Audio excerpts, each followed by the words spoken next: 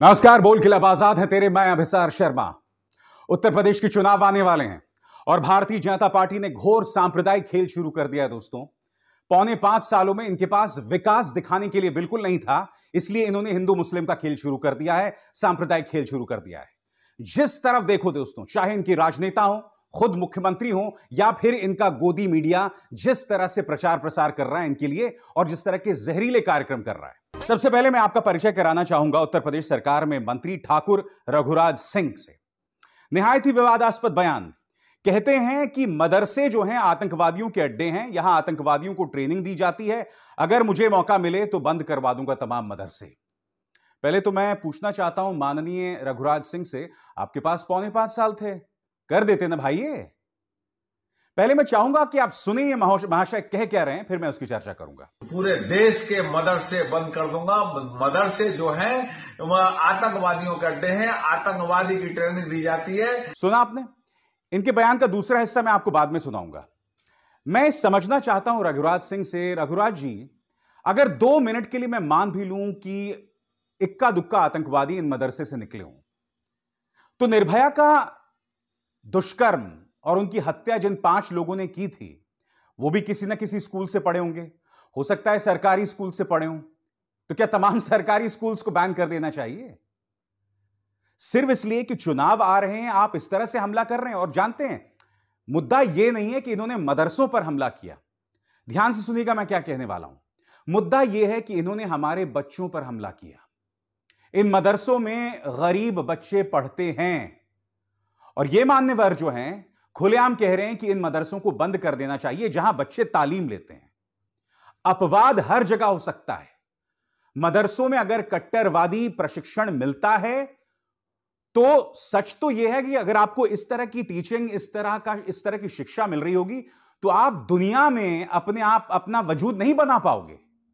और अब देखिए दोस्तों, इनके जो उलूल जुलूल बयान की श्रृंखला में अब आगे वो केरल सरकार की बर्खास्त करने की मांग कर रहे हैं और किस तरह से कर रहे हैं आप देखिए। आज देखिए केरल में इस्लामिक बात चला रहे हैं, वहां पर हिंदू बेटियों के साथ अत्याचार हो रहा है। तो क्योंकि कम्युनिस्ट सरकार है वहां पर, तो ऐसे टाइम में मैं तो आदरणीय प्रधानमंत्री जी से निवेदन करूंगा कि केरल की सरकार को भंग करके राष्ट्रपति शासन अविलंब लगा देना चाहिए। तो कहां बात की थी मदरसों पर पाबंदी लगाने की, उसे आतंकवादी गढ़ बताने की? अब कह रहे हैं केरल सरकार पर जो है उसे बर्खास्त किया जाए।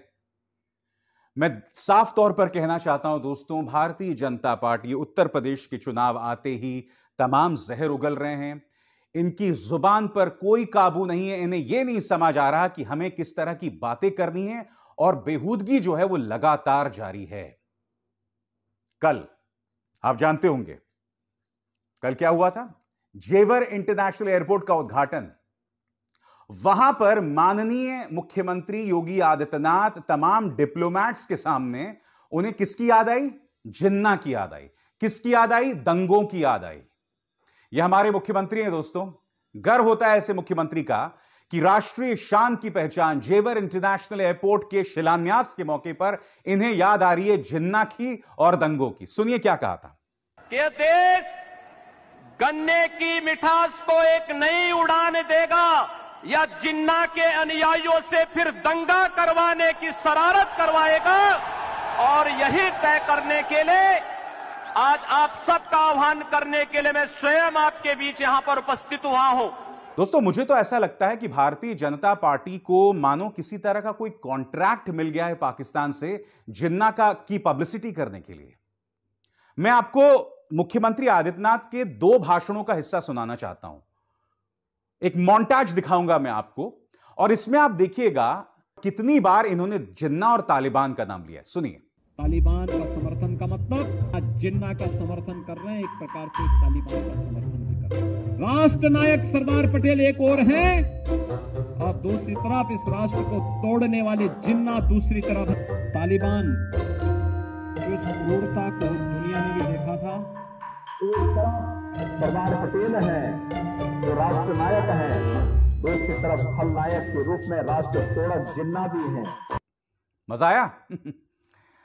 आप जानते हैं सबसे दुख की बात यह है कि दिवाली का मौका था, अयोध्या की पावन भूमि थी, वहां पर भी मुख्यमंत्री योगी आदित्यनाथ ने कहा था कि पहले की सरकारें तो मस्जिदों की और कब्रिस्तानों की दीवारें बनाते हैं, हम तो मंदिर बनाते हैं। यानी कि अयोध्या की पावन भूमि में भी इन्हें कब्रिस्तान की याद आ रही है। इतना कब्रिस्तान शमशान करेंगे तो राज किस पे करेंगे योगी जी, मुझे बताइए ना, माननीय आदित्यनाथ जी। और दुख की बात यह है दोस्तों, इन्हें पूरी मदद मिल रही है पालतू और घटिया मीडिया से। और मैं आपको बताना चाहूंगा, एनबीडीएसए ने एक आदेश निकाला है, आपकी स्क्रीन पर न्यूज नेशन का एक कार्यक्रम है जो करीब 7 नवंबर को चलाया गया था। हिंदुओं को मुसलमान बनाने की इंटरनेशनल साजिश, यह कार्यक्रम चलाया गया था। एनबीडीएसए ने आदेश दिया है कि इस कार्यक्रम को हटाइए, भ्रामक कार्यक्रम है, पूरी तरह से पक्षपाती। और आपको याद होगा एनबीडीएसए ने इससे पहले टाइम्स नाउ और जी न्यूज के भी कार्यक्रम हटाने के आदेश दिए थे। टाइम्स नाउ ने हमारे किसानों को बदनाम करने का प्रोग्राम चलाया था। टाइम्स नाउ ने दिल्ली दंगों पर भ्रामक कार्यक्रम चलाया था और उसको लेकर एनबीडीएसए का आदेश आया था। और जी न्यूज ने जिस तरह से हमारे किसानों को खालिस्तानी आतंकवादी बताया था और यह झूठ बोला था कि लाल किले में तिरंगे को हटाकर खालिस्तानी झंडा लगाया गया है, इस पर भी एनबीडीएसए का आदेश था कि इसे हटाइए। दोस्तों मैं आपको बतलाना चाहता हूं, जिस तरह का जहर चल रहा है, और यह जहर सिर्फ और सिर्फ उत्तर प्रदेश चुनावों से जुड़ा हुआ है। एक एक करके आपकी स्क्रीन पर, गन्ना वर्सेस जिन्ना पर जंग यह कल ही प्रोग्राम चला है दोस्तों, न्यूज 18, देश के दूसरे सबसे धनी आदमी न्यूज 18 का कार्यक्रम। दोस्तों आगे देखिए, एक ही एंकर, एक ही कार्यक्रम, और देखिए दोस्तों पूरा तवज्जो, पूरा फोकस क्या है, महंत के खिलाफ महागठबंधन। फिर देखिए Yogi versus all, Mahant versus Akhilesh versus Owaisi versus Jayant. और ये देखिए गठबंधन या लठबंधन, यानी कि दूसरे गठबंधन करें तो वो लठबंधन कहलाए, और अगर खुद गठबंधन करें तो वो गठबंधन कहलाए। और देखिए दोस्तों और भी, जिन्नावादी वर्सेस राष्ट्रवादी, योगी वर्सेस अब्बाजान प्लस चचाजान प्लस भाईजान। अगर आपने देखा होगा, एक ही कार्यक्रम, एक ही एंकर, एक ही चैनल के अंदर किस तरह से जहर उगला जा रहा है, किस तरह से यह पूरी जमीन तैयार की जा रही है भारतीय जनता पार्टी के लिए, ताकि वो 2022 में जीत हासिल कर सके। और आपने देखा होगा दोस्तों, हर तरफ फोकस यही है कि एक तरफ बेचारे मोदी योगी हैं और दूसरी तरफ ये सारे महागठबंधन वाले। ये देखिए साहब, यूपी में किसका पलड़ा भारी, मोदी योगी वर्सेस ऑल। कितने मासूम हैं नए न्यूज चैनल्स, और कितने असहाय दबे कुचले हैं हमारे मोदी जी और योगी जी। उनके साथ कोई नहीं है, सिर्फ ये दो हैं, जय वीरू हैं, जो गब्बर सिंह का मुकाबला कर रहे हैं, है ना। इन न्यूज चैनल्स को पता होना चाहिए कि जब आप मोदी योगी कहते हैं तो उनके साथ कौन होता है। ध्यान से सुनिएगा, मोदी योगी के साथ प्रधानमंत्री नरेंद्र मोदी की पूरी सरकार है। मोदी योगी के साथ प्रधानमंत्री मोदी की सरकार की ये 4 संस्थाएं हैं, एनआईए, सीबीआई, इनकम टैक्स और एनफोर्समेंट डायरेक्टरेट, जो कि विपक्ष को टारगेट करती हैं। मोदी योगी की जब आप बात करते हैं तो मोदी सरकार के तमाम मंत्री हैं, जिनमें अमित शाह भी हैं, धर्मेंद्र प्रधान भी हैं, तमाम दिग्गज जो हैं वो भरे पड़े हैं, राजनाथ सिंह भी हैं। आपको पता होगा राजनाथ सिंह को तो बाकायदा एक जिले का, एक खेमे का इंचार्ज बनाया गया उत्तर प्रदेश में। पश्चिमी उत्तर प्रदेश की जिम्मेदारी दी गई अमित शाह को, यानी कि इनके मंत्री वो काम कर रहे हैं जो कि पार्टी के नेताओं को करना चाहिए था। अब वो भूल जाइए। अब मैं आपको बताता हूं योगी जी के साथ और कौन कौन है।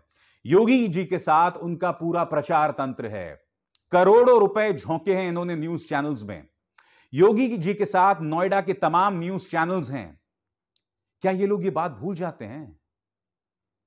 मैं यही तो समझना चाहता हूं दोस्तों, खुला खेल फर्रुखाबादी चल रहा है, खुलेआम जहर उगला जा रहा है और इस पर कोई अंकुश नहीं है। यही वजह है दोस्तों, मुझे इस मीडिया से कोई उम्मीद नहीं है, क्योंकि ये लोग एक पार्टी को जिताने के लिए समाज की नसों में जो जहर डाल रहे हैं ना, उसकी कोई हद नहीं है। अब मैं आपको एक और चीज बताता हूं दोस्तों, देश का सबसे ज्यादा देखे जाने वाला न्यूज चैनल, इनके कार्यक्रमों में, इनके 2 कार्यक्रमों में कांग्रेस के 2 प्रवक्ताओं को बाहर कर दिया गया। कौन से 2 प्रवक्ता? आपकी स्क्रीन पर जीतू पटवारी और सुप्रिया सुनेत, दोनों को बाहर कर दिया गया। क्यों?